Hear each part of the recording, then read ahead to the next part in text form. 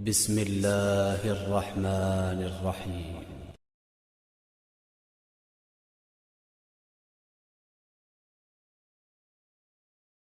Karena kasus kekufuran saja, malas beribadah, tidak mau jadi orang baik. Hanya itu sederhananya. Lalu kenapa teman-teman? Apapun waswas syaitan yang mengatakan orang beriman itu susah, itu bohong semuanya. Demi Allah orang beriman itu bahagia, tenang. Bisa mendapatkan semua dunia. Allah janjikan. Tidak mungkin salah. Kita melihat orang-orang yang tinggal di Timur Tengah, Allah berikan kekayaan. Banyak orang di Indonesia juga, orang di Asia Tenggara yang memang beriman sama Allah banyak. Saya berjalan dengan orang-orang yang pergi umroh, pergi haji, banyak orang mampu. Banyak orang mampu dan mereka hidup bahagia, bisa. Ya. Jadi bukan berarti kalau kita lagi sulit kemudian kita menganggap oh ini berarti saya disiksa sama Allah tuh memang hukuman, tidak. Antum harus berubah, kata Allah SWT, innallaha la yughayyiru ma biqaumin hatta yughayyiru ma bi anfusihim. Allah tidak akan mengubah nasib satu kaum sampai mereka mengubah nasibnya. Maksud daripada ayat ini adalah, kata sebagian ulama, kalau seseorang muslim dia memohon, merengek, mengadu sama Tuhannya dan meminta apapun sampai dia minta menjadi seorang raja dunia, akan dikabulkan oleh Allah asal dia mau mengubah dirinya. Lalu Allah akan bukakan kepadanya peluang-peluang untuk mencapai apa yang sedang dia minta itu. Dan Allah sebaliknya akan mencukupkan kebutuhan seorang hamba kalau dia mengatakan cukuplah saya begini. Misal ada orang bekerja, dia dikasih sama Allah gaji, dia dapat gaji 2 juta, dimudahkan dia diterima kerja seterusnya. Lalu dia mengatakan cukuplah seperti ini. Keluarga saya biayai 1,5 juta, sudah cukup, alhamdulillah, udah, nggak masalah. Allah cukupkan dia dengan itu. Tapi kalau ada orang tamak dengan rahmat Allah, enggak, saya mau begini, saya mau begitu, saya mau berusaha, lalu merengek minta kepada Allah, Allah akan kasih, tapi prosesnya ada. Karena kita di dunia ada proses. Makanya Umar bin Abdul Aziz rahimahullah mengatakan, sungguh saya ini memiliki pribadi yang tumuh. Tumuh itu orang yang selalu antusias mendapatkan yang terbaik. Beliau waktu jadi masyarakat biasa, beliau minta kepada Allah agar menjadi gubernur Madinah. Dan beliau mengatakan terus saya menggencot doa itu setiap malam sampai Allah kabulkan saya jadi gubernur Madinah. Gitu kan. Kemudian setelah itu saya memiliki antusias yang lebih besar untuk menjadi khalifah. Dan terus saya berdoa sampai Allah nobatkan jadi khalifah. Padahal Umar bin Abdul Aziz tidak bisa jadi khalifah pada saat itu kalau sesuai dengan jalur keturunan. Semestinya ada orang lain. Dia memang keturunan Bani Umayyah, tapi bukan dia semestinya pada saat itu menggantikan khalifah. Tapi subhanallah sebelum meninggal khalifah sebelumnya menulis surat bahwasanya yang datang setelah saya adalah Umar bin Abdul Aziz, padahal bukan dia. Makanya setelah Umar bin Abdul Aziz meninggal kembali kepada keturunan raja yang pertama. Tapi Allah selipkan dia menjadi khalifah di situ. Dan dia mengatakan saya mendapatkan semua apa yang saya inginkan dengan tumuh saya, dengan antusias saya yang besar, dan saya mohon kepada Tuhan saya sampai Allah kasih. Jadi Allah kasih teman-teman sekalian. Tapi bagaimana kedekatan antum kepada Allah subhanahu wa ta'ala? Bagaimana kita merengeknya dengan Allah? Bagaimana kita memohonnya dengan Allah? Tidak ada yang mustahil. Coba terus minta sampai Allah kasih. Karena setiap seseorang hamba mengucapkan Rabbana atau Allahumma, atau kita mengatakan dalam maksudnya ya Allah, wahai Tuhanku. Begitu kita mulai memohon, itu sudah ada garis startnya ucapan kita. Ada garis finishnya. Tinggal antum sabar sampai garis finish enggak? Banyak orang berdoa baru pertengahan sudah berhenti dengan alasan Allah belum kasih. Allah mau lihat ini orang benar nggak, serius nggak. Sama rasionalnya gini, kalau kita kuliah, begitu kita sudah daftar kuliah, sudah ada kan prediksi kita 4 tahun tamat S1 kan? Oh iya semester 1, semester 2, semester 3, sampai semester 8 misalnya. Ini yang saya tahu pada saat kami S1 di Madinah begitu ya. 1 tahun 2 semester, 1, 2. Tahun kedua, 2, 3, dan 4. Sampai semester 8 selesai S1. Baik, kita begitu daftar, pertama sudah tahu. Saya akan kuliah 4 tahun nih. Kalau saya lulus, selama 4 tahun saya akan lulus menjadi S1. Kita sudah tahu kan. Kalau ada orang baru tingkat 2 sudah berhenti kuliah, dia sendiri berhenti. Itu sama rasionalnya orang kalau berdoa tuh. Kalau merengek sama Allah. Sabar sampai titik klimaksnya. Kita akan dapat ijazahnya, kita akan dapat apa yang kita inginkan. Gitu kan. Tapi kalau orang terburu-buru, tergesa-gesa, dia tidak dapat. Jadi selalu tamak terhadap rahmat Allah. Dan itu bagian daripada ibadah. Allah SWT menyuruh kita tamak dengan rahmatnya. Ya. Kita disuruh berdoa dengan khaufan wa tama'a. Khauf, takut dengan azabnya Allah, jangan masuk neraka, dan tamak terhadap rahmat Allah. Minta terus agar Allah SWT memberikan kepada kita rahmat yang luas, ditambah, diberikan karunia. Antusias teman-teman sekalian. Orang mukmin itu selalu optimis. Tidak ada kata-kata pesimis, tidak ada kata-kata putus asa, nggak ada kata-kata dendam. Berlalu, qaddarallah ma syaa fa'al. Allah sudah takdirkan dan sudah terjadi. Kata Nabi SAW, kalau terjadi sesuatu pada kalian, katakan Allah sudah takdirkan, sudah terjadi. Buka lembaran baru, jalan sekarang, gitu kan? Sampai kata Nabi SAW yang memotivasi kita, kalau di tangan seseorang di antara kalian sebuah bibit, dan dia tahu, bibit pohon, dan dia tahu besok kiamat, tetap dia tancapkan, Sebagian ulama salaf dulu, mereka menanam pohon-pohon teman-teman sekalian, pohon-pohon yang umurnya lama, seperti kelapa, ya. Tapi di sana mungkin mereka menanam pada saat itu kurma lama tumbuhnya, gitu kan. Mereka tanam, sampai pada saat itu ada beberapa sahabat menanam pohon-pohon kurma yang masih kecil. Mereka di umur pada saat itu sampai alis mereka sudah putih dan turun menutupi matanya, saking tuanya, 80-90 tahun. Ditanya oleh murid-muridnya, kenapa anda masih menanam seperti ini, di umur seperti ini, gitu kan? Kata dia, Allah akan memberikan saya pahala di setiap gerak-gerik saya, termasuk ini. Bagaimana dia antusiasnya? Artinya ada hadis Nabi mengatakan tidak ada seseorang yang menanamkan sebuah pohon, kemudian ada burung yang hinggap di situ, atau manusia ya, yang hinggap bernaung, atau mungkin hewan-hewan, ulat atau apa saja yang memakan daunnya atau buahnya, kecuali jadi pahala buat dia. Jadi selalu ada motivasi untuk menjadi orang yang terbaik, ya. Makanya juga dalam masalah surga begitu. Kata Nabi SAW, kalau kalian minta surga Firdaus, surga yang tertinggi. Jangan bilang amal saya nggak cukup, enggak. Tamak dengan rahmat Allah, minta yang terbaik teman-teman sekalian. Kita tidak akan berubah kecuali Allah tidak akan berubah kecuali kita berubah dulu. Kita yang mengubah menjadi lebih baik. Ya, ini poin yang harus digarisbawahi. Ini sebuah kaidah hidup, ya. Sehingga kita harus selalu optimis, dan begitulah keadaan orang-orang beriman. Allah. Bolehkah berdoa tidak sambil mengangkat tangan seperti sedang berjalan, sedang mengendarai? Boleh. Nabi SAW seringkali berdoa mengangkat tangan atau tidak mengangkat tangan, terjadi, kan gitu. Misal antum tiba-tiba melihat ada mobil tabrakan, antum bilang, ya Allah mudah-mudahan tidak terjadi pada saya. Tidak perlu angkat tangan, kan gitu. Memang keadaannya begitu. Kalau emang antum mau angkat tangan pun tidak ada masalah, dua-duanya ada perintah dari Nabi SAW. Apakah mengusap muka setelah sholat dan berdoa pernah Rasulullah SAW kerjakan? Apa termasuk bid'ah? Belum pernah ada riwayat yang menjelaskan masalah itu. Mengusap wajah dengan telapak tangan, itu belum pernah ada contoh dari Nabi SAW. Nah, karena ini yang perlu kita jelaskan. Masuk dalam bid'ah kalau mengusap wajah, karena dia rangkaian daripada ibadah yang ditambah. Doa Nabi SAW tidak pernah mengusap wajah, kita mengusap wajahnya. Maka bisa ulama mengatakan masuk, karena kita menambah ibadah yang Nabi SAW sudah lakukan. Apakah tersentuh rambut istri dapat membatalkan wudhu? Enggak, kecuali antum syahwat, lain, kan gitu. Ini sudah pernah saya jelaskan, kan. Jumhur ulama mengatakan bersentuhan dengan kulit yang bukan mahram, ya, kalau tidak diikuti dengan syahwat, gitu kan, dan tidak sengaja. Kalau yang bukan mahram, ya, istri di sini sengaja pun tidak apa-apa, asal tidak syahwat. Kalau yang bukan mahram, jumhur ulama mengatakan kalau tidak sengaja dan tidak syahwat tidak batal, nggak batal. Tapi kalau sengaja memegang, gitu, maka itu masuk dalam, ya, berhati-hati maka batal. Kalau syahwat jelas batal. Dengan istri menyentuh sengaja atau tidak sengaja nggak batal kecuali dengan syahwat. Makanya Imam Ahmad rahimahullah menekankan hadis Bukhari, ya, yang berbunyi Aisyah berkata Rasulullah SAW pernah menciumku, lalu kemudian keluar mengimami sholat tanpa wudhu lagi. Ya, kata sebagian ulama hadis, ini kebiasaan Nabi SAW mencium kasih sayang, mencium keningnya istri, atau istri salaman dengan suaminya kemudian pergi sholat, maka tidak batal karena tidak ada syahwat. Kecuali syahwat, antum lebih tahu, gitu kan. Kalau Imam Syafi'i lebih hati-hati. Imam Syafi'i mengatakan pokoknya tersentuh batal, syahwat atau tidak syahwat, gitu kan. Jadi kurang lebih begitu gambar. Apa hukumnya jika ada perusahaan yang memberlakukan potongan gaji terhadap karyawan yang telat dengan alasan gaji yang dipotong tersebut akan diinfakkan? Hak perusahaan itu.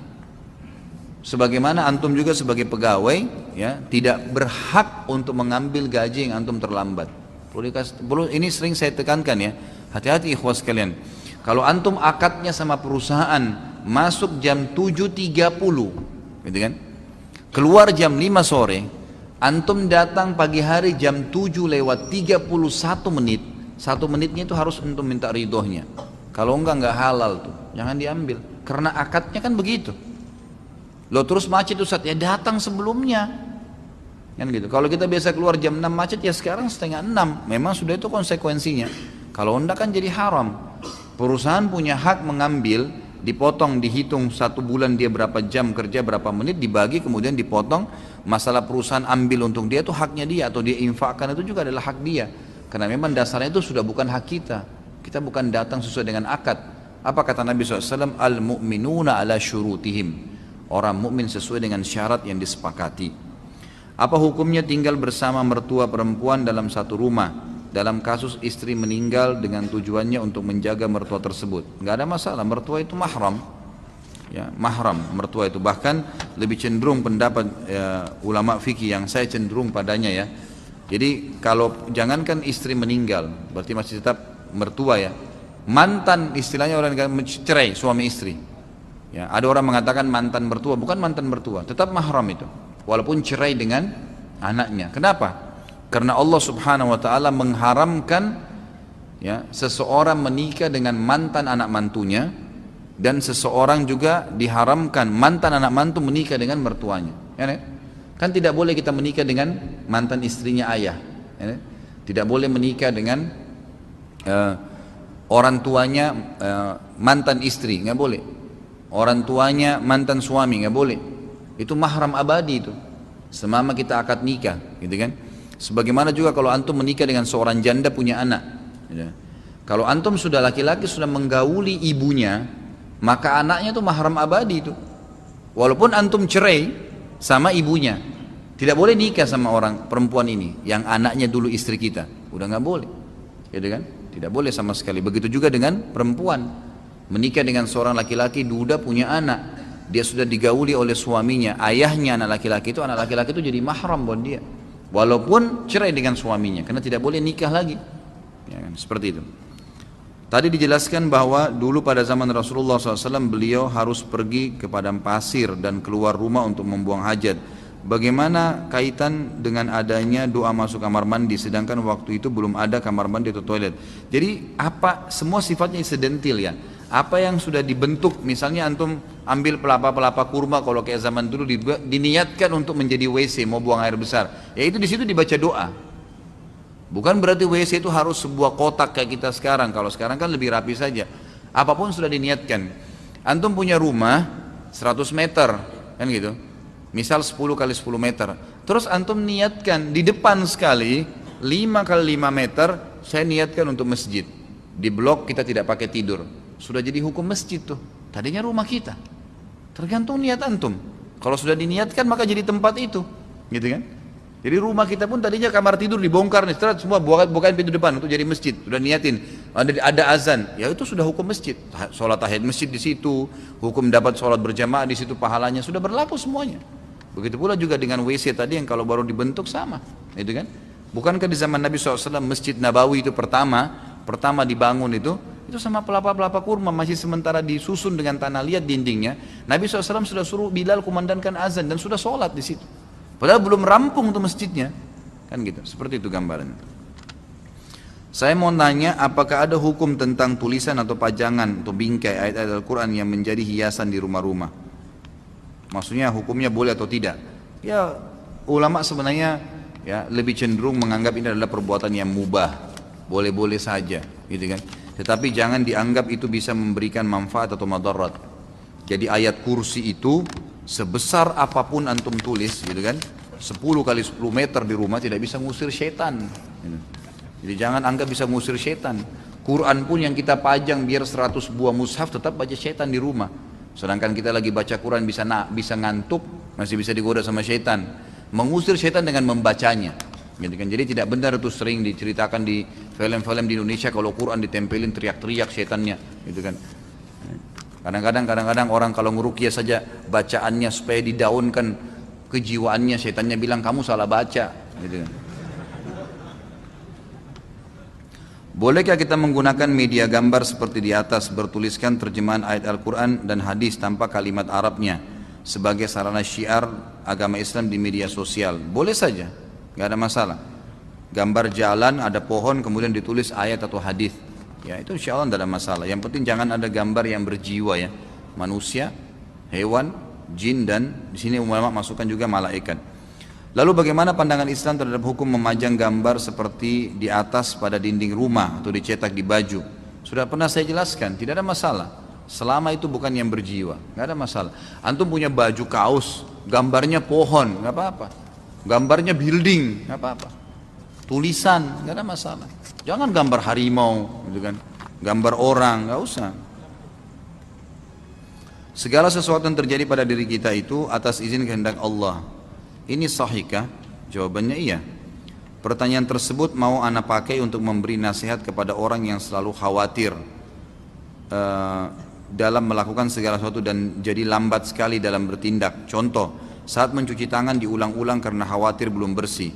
Saat memakai baju lama sekali karena dicek dulu ada serangga atau tidak. Saat wudhu baca doa diulang-ulang dan jadi lama karena khawatir. Ini bukan khawatir, ini was-was dari syaitan. Alladhi yuwaswisu fi sudurin nas, waswasa. Itu bisikan syaitan, nggak boleh ragu. Dan itu akan dihilangkan dengan keyakinan. Ya, dalam hadis dikatakan al-yakinu yazilu syak atau yuzalu syak. Ya.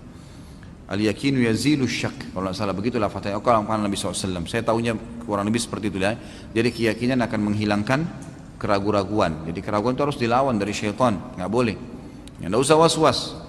Kita memang disunnahkan kalau mau tidur mengebas selimut, iya. Memakai baju ragu ada serangga dikebas sekali pakai Bismillah, gitu kan? Sudah selesai. Gitu. Ya, tidak usah terlalu khawatir dengan serangga. Siapa yang lebih besar, Anda atau serangga? Nah.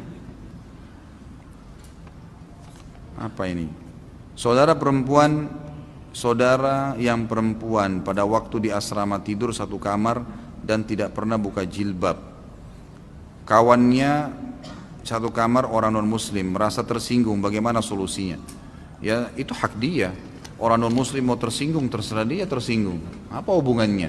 Kan gitu. Nggak usah pikirin apa orang bilang. Kalau anda merasa membuka jilbab takut khawatir fitnah, maka nggak usah buka. Hak kita itu. Jangankan sama dengan wanita non muslim. Wanita muslim aja kita punya hak untuk tidak memperlihatkan. Hak kita bebas itu. Kan gitu. Boleh hukumnya mubah memperlihatkan yang mubah saja. Ya itu ulama sudah pernah saya jelaskan dari pundak ke atas, leher ke atas, ya, siku ke bawah, gitu kan, dan lutut ke bawah. Ini yang boleh dilihat, sama mahram pun ini boleh dilihat, kecuali suami. Ayah hanya boleh lihat anak perempuannya yang sudah masuk dalam sinnut tamiz, umur yang bisa membedakan jenis kelamin. 10 tahun itu yang boleh dilihat oleh si ayah, lutut ke bawah, leher ke atas, siku ke bawah sampai ke lengan. Lebih dari ini nggak boleh, sudah nggak boleh, gitu. Bisa jadi fitnah, gitu kan? Sama halnya ibu-ibu juga begitu, akhwat tidak boleh lagi memperlihatkan kecuali ini kepada anak laki-lakinya, seperti itulah. Dan sudah pernah saya jelaskan sampai ke masalah kecuali suami istri ya, sampai masalah jenazah saja, kalau ada laki-laki meninggal, anaknya yang perempuan tidak boleh mandikan jenazah anak ayah laki-lakinya, ayahnya dia. Anak perempuan, anak laki-laki nggak boleh mandikan jenazah ibunya. Yang boleh suami istri atau sesama jenis. Ya, karena ini memang sudah batas, nggak boleh memang, sudah nggak boleh lagi.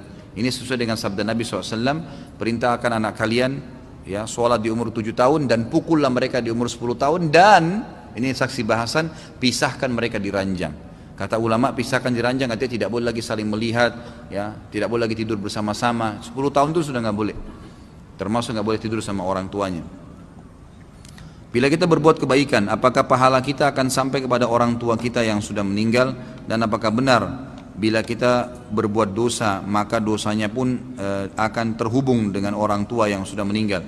Jadi itu masalah berhubung perbuatan kita dengan orang meninggal atau tidak, tergantung apakah dia penyebab kita melakukan atau tidak. Orang tua atau bukan. Misal, orang tua memang dasarnya mengajar anaknya berbohong dari kecil. Pada saat anaknya terapkan, orang tuanya dapat dosanya. Pada saat orang tuanya ngajarin jujur atau amanah atau sholat, lalu anaknya kerjakan, ya dapat pahala. Tapi kalau orang tuanya nggak punya andil sama sekali, anaknya jadi baik, ya tidak ada hubungannya sama orang tuanya. Tidak ada andil di situ. Makanya kan sering kita tekankan dalam masalah pendidikan anak, ya usahakan anda sebagai orang tua punya andil di situ. Jangan terus andalin orang lain. Didik mereka, gitu kan. Ajarin doa tidur, ajarin doa bangun tidur. Itu yang mesti kita lakukan. Apakah athar sujud atau bekas sujud pada kening merupakan tasyabuh dengan agama Syiah? Gak ada. Mana ada orang Syiah punya athar sujud? Gak Itu kan terbongkar itu. Beberapa tokoh Syiah yang dahinya hitam itu ternyata pakai batu panas di kepalanya. Dilengketin di dahinya batu panas. Nggak ada hubungannya dengan mereka sujud. Subhanallah. Itu asar sujud juga biar antum sholat sujud lama nggak muncul-muncul kecuali Allah mau. Itu bukan dibuat-buat emang. Nggak ada hubungannya tasyabuh dengan Syiah. Orang Syiah yang mau bertasyabuh dengan kita, yang mau mengikuti ahli sunnah, ya karena ulamanya rata-rata ahli sunnah itu sudah asar sujud karena mereka sudah paham. Maka mereka juga ikut-ikutan. Salah satu ulama Syiah sekarang yang paling ditokohkan itu yang dahinya hitam sekali. Antum kalau dengar ceramahnya antum ketawa, subhanallah.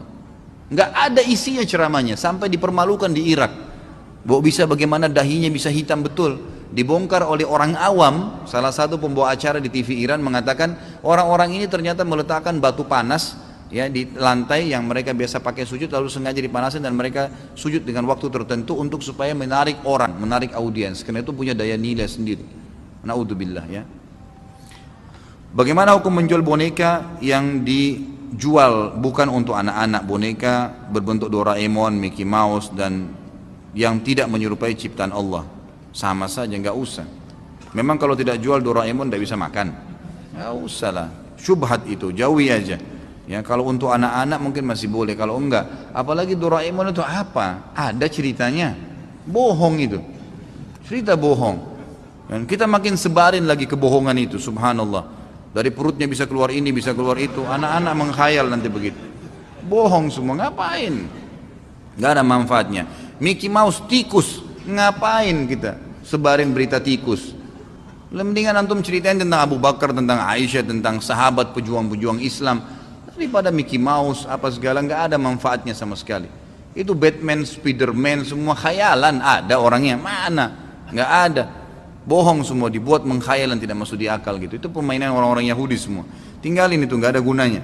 Jual yang halal akhi, banyak sekali ya Allah, pintu rezeki banyak. Buka yang halal. Bagaimana dalil mengenai laki-laki tidak diperbolehkan memakai celana ketat? Ana hanya mendapatkan dalil hukumnya isbal. Celana ketat itu pakaian ketat masuk dalam hukum dilarangnya menutup, memperlihatkan aurat, gitu kan?